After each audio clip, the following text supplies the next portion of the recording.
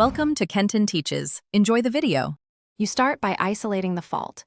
Boot to safe mode using Shift plus Restart and see if the error appears. Once done, immediately disable any CPU/GPU overclocking and reset BIOS to default so timing issues are removed. Make sure to unplug unnecessary USB drives and printers. While you're here, create a quick system image or restore point so you can undo changes if needed. This protects data and speeds rollback when a later step causes instability.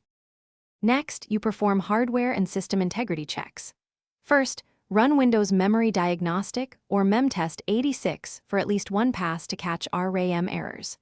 Once memory is tested, run chkdsk/f/r on the system drive to repair disk faults, followed by sfc/scano and dism/online/cleanupimage/restore health to fix corrupted system files. Make sure to update chipset, storage, and GPU drivers, and then review Event Viewer for error ID to correlate timestamps with events. To finish, you narrow down remaining causes, rollback or clean install drivers and update BIOS/UEFI firmware if available.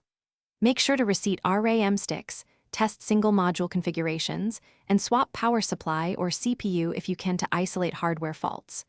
Once you've verified software and firmware, perform a Windows reset or clean install only if necessary.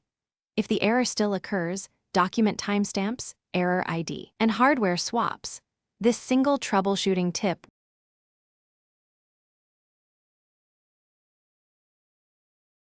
Thanks for watching. Please subscribe if this video was helpful.